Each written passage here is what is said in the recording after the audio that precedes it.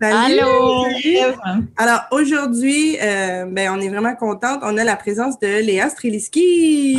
Salut! C'est Bravo pour ton temps que tu nous accordes. Merci. Ben, ça me fait plaisir, les filles. Moi, j'adore toujours parler avec vous. Fait que quand vous voulez. Pour vrai, ça faisait longtemps que je t'avais pas vu. Je suis contente de te voir. Ça va bien? Ben oui, ça va. On s'est pas vu toute la pandémie. C'est ça qui arrive. Non, vraiment pas. Puis d'habitude, on a toujours des brunchs de filles. Puis, Mais là, c'est interdit par le premier ministre. Donc, ça a donné oui. mal. Moi, je dis qu'on l'invite au prochain. Le premier ministre? Oui. Ben, ou sa femme. Sa femme pour avoir plein de potins. Tu sais. Sa sœur. Oui. Sa sœur, exact. Les deux. Bon, ben plus, ils vont finir dans la chambre à Lorenzo.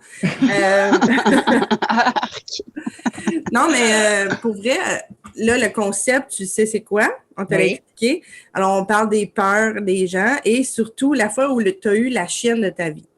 Donc, je t'invite à nous raconter c'est quand la fois où tu as eu la chienne de ta vie, Léa. Mais moi, en comprenant votre concept, j'étais comme, mais qu'est-ce que je vais choisir? Sérieux, j'ai peur de tout. Je comprends pas les gens qui regardent des films d'horreur. Moi, je trouve que être en vie, ça fait déjà tellement peur à la base. Depuis que j'ai des enfants, c'est tellement pire parce que je suis rendue cette espèce de petite boule vulnérable. Tu sais, je sais, il y a entre être une espèce de maman ours qui pourrait comme arracher la tête de quelqu'un avec ses ongles et avoir peur qu'il leur arrive quelque chose 24 heures sur 24, tu sais. Est-ce que des fois, ça t'arrive d'être dans ton lit puis de penser comme à quelque chose d'épouvantable qui arrive à un de tes enfants puis tu fais des faces? Mais tout le temps. Je veux dire, Okay. je leur dis bonne nuit, je les trouve extrêmement beaux en train de dormir, puis je peux pas m'empêcher de comme dire, ça y est. Imaginez leur mort. Imagine comment il aurait peur. Tu sais, ça, c'est horrible. Fait que je peux pas dire que je sois saine mentalement à cause de tout ça, mais somme toute. Non, mais c'est hyper normal, ça. Tu appelles ça des pensées intrusives. C'est normal. Ah ben, c'est ça, j'en ai plein. Mais donc, je dirais, tu sais, que c'est ça, être mère, ça m'a rendue quand même vraiment forte, mais aussi très vulnérable. Donc, des peurs, my God, la pandémie m'a terrifiée. Au début, je jaillissais tout le style d'inconnu dans lequel on vivait. Je trouvais ça horrible. J'ai très, très peur des araignées, mais maintenant, je me soigne parce que j'ai eu des enfants, puis souvent, il y a des araignées dans le bain, des affaires de même, fait que je suis capable de les enlever. Mais avant, j'étais terrifiée des araignées. Je les trouve dégueulasses. Ben, c'est dégueu, mais en même temps, c'est tellement comme vulnérable autant que toi. Genre. Et j'y trouve laide. C'est hot, une araignée. Moi, ouais, bravo. C'est comme, c'est majestueux, ça. Je sais pas. C'est manipulateur, ça te fait une toile transparente, ça fait semblant que c'est pas là. Quelle sorte d'araignée t'as connue, Léa? Mais c'est ça qu'elles sont, les araignées. C'est ça qu'elles sont. Elles font des toiles transparentes, puis elles font semblant que c'est comme c'est smooth, c'est beau ce que je fais, mais en fait, c'est pour t'attirer vers la mort. Mon Dieu, je parle de mon ex. Oui, c'est ça. Je pense que c'est comme ma mère. Je suis conne parce que moi, j'ai trouvé juste cool. Puis là, je vois que je me fais manipuler par des araignées depuis 41 ans. Là. Exact. Tu te fais manipuler par des araignées. Mais sinon, donc la pandémie m'a fait très, très peur. Mais sinon, je pense que la fois où j'ai eu la chienne de ma vie, je sais pas si c'est original, mais en accouchant la première fois, j'ai eu la chienne de ma vie. Ouais, c'est normal. Mais sincèrement, j'en voulais à tout le monde parce que, tu sais, comment tout le monde nous dit qu'accoucher, ça fait mal, mais il n'y a personne qui t'a dit que ça faisait peur, par exemple. Moi, il n'y a personne qui m'avait dit ça. Puis quand, tu sais, je m'attendais à ce que ça fasse mal, je ne pouvais pas comprendre à quel point ça faisait mal parce que tu as bien beau vouloir l'expliquer, tu ne pourrais jamais expliquer la douleur. C'est impossible, là, même avec tous les mots, puis toutes les images, toutes les métaphores. Écoute, j'écrirais un roman sur la douleur d'accoucher, puis j'aurais même pas commencé de signifier comment ça fait mal. Mais c'était-tu naturel, Léa? Mon premier, non. Mon premier, je l'ai eu épidural, le deuxième naturel, puis troisième épidural. Mais non, c'est juste que dans le gros de la tempête, là, tu sais, c'est parce que tout est fait pour que ça te fasse peur, un accouchement, parce que je sais. C'est orchestré.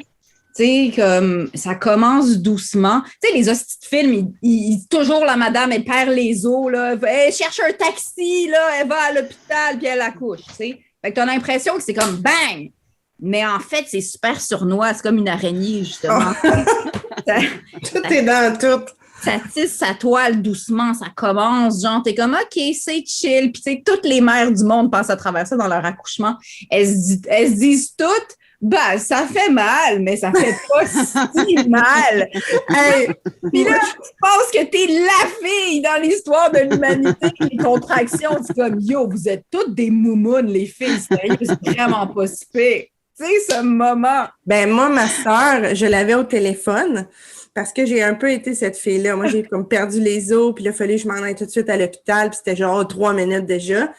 Puis, je parlais à ma sœur au téléphone. J'ai dit, OK, je m'en vais à l'hôpital. Puis elle a dit, tu peux me parler comme ça? Puis j'ai dit, ben, pour vrai, c'est pas si pire. Après ça, tu vomis de douleur. Elle m'a dit, va chier. Parce que t'es juste au début, man. Ben oui. Tu sais, fait que c'est ça vient comme un mouvement lent, genre.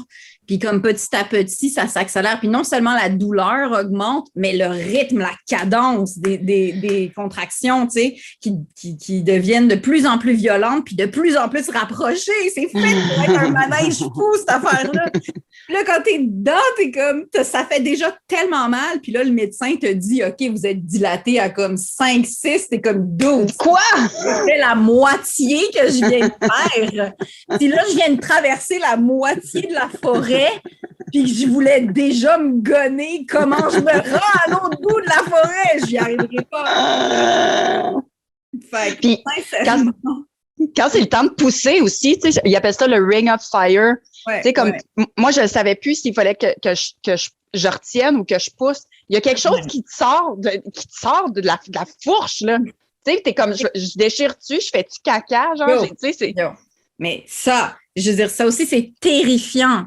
Il te dit tous les mots, tu sais, the ring of fire, tout est fait pour que tu aies peur, là, déchiré. Je veux dire, qui vit ça? Qui se fait dire, madame, votre corps va déchirer et que c'est normal? Il n'y a pas un monsieur qui se fait dire ça, jamais. Comme si, genre, le livre médical dit, là, c'est le bout où tu déchires. Puis après, on te recoue. Yo, ça non plus, il n'y a personne qui te le dit. Il n'y a personne qui te dit qu'il y a 3 phases à l'accouchement. Tu comprends le bout où est-ce que tu fais des contractions, où est-ce qu'il faut que tu pousses, tu comprends le bout où est-ce qu'il faut que ton bébé sorte. Mais quand ton bébé il est sorti, c'est pas fini, là. C'est pas fini. Il y a la phase 3 où il faut qu'il t'appuie sur le ventre puis que tu sortes l'espèce de alien qu'il y avait dans ton ventre. Puis qu'après, ils viennent te recoudre devant des étudiants, généralement. Toi aussi, t'as devant des étudiants. Oui.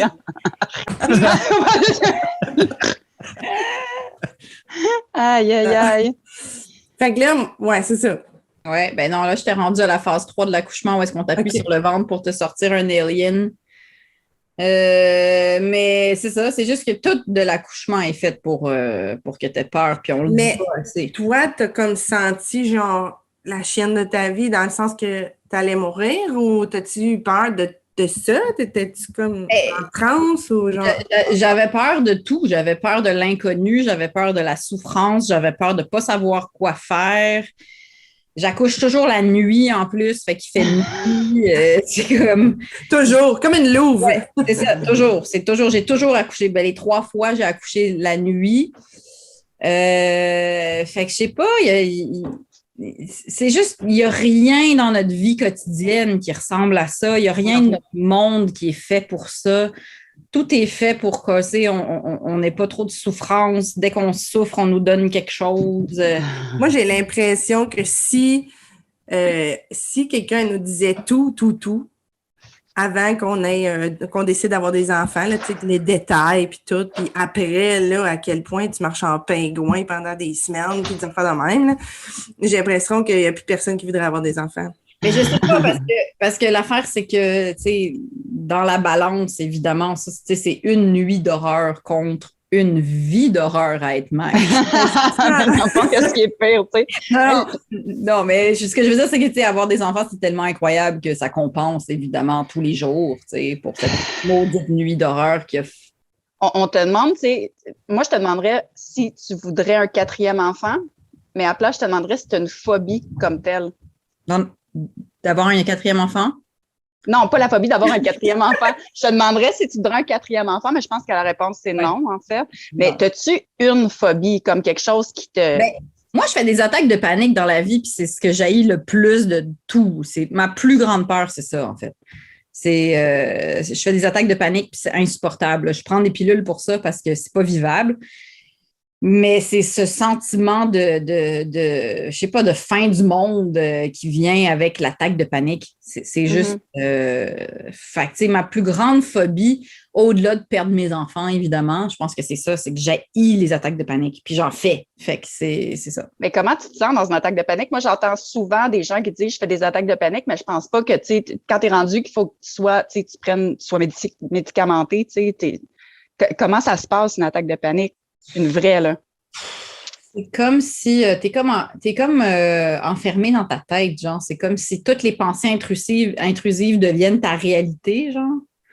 Puis t'es pas capable de te dire que c'est pas ça la réalité. Fait que t'es coincé dans ta peur. Fait que là, ce que ça fait, c'est que ça met en marche les mécanismes naturels d'une réaction de peur. Donc, par exemple, tu vomis, t'es en panique. Donc, c'est ça, c'est que tu shakes. C'est comme si ton corps est convaincu que tu es dans une situation d'alerte, tu sais, mais il se passe rien. Fait que c'est toutes tes peurs, toutes tes pensées qui ont déclenché ton système d'alarme.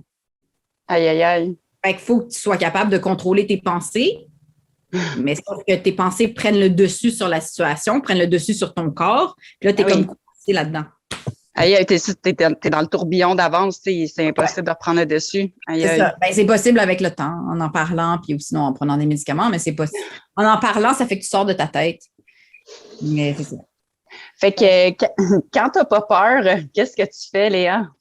Dans la vie en général? Ouais, ces temps-ci, où est-ce qu'on peut te voir? En automne, mettons. À l'automne, j'en ai aucune idée, mais en ce moment, je suis sur Twitter. Qu'est-ce que je fais déjà? Je vais être à Comédia le 19 août, à Trait d'humour. J'anime une soirée Trait d'humour à Comédia. Puis sinon, ouais. Et sinon, j'ai un nouveau show qui s'appelle Dans ma communauté, où est-ce que je vais chercher du monde en communauté. Là, j'ai vu celui avec ta sœur. Oui, j'en ai fait un avec ma sœur, puis là, celui avec la mairesse sort très bientôt. Non! Wow! La mairesse! Oui, la mairesse dans mon char, Yang. Et c'est ça. Puis quelque part là-dedans, je dois être en train de...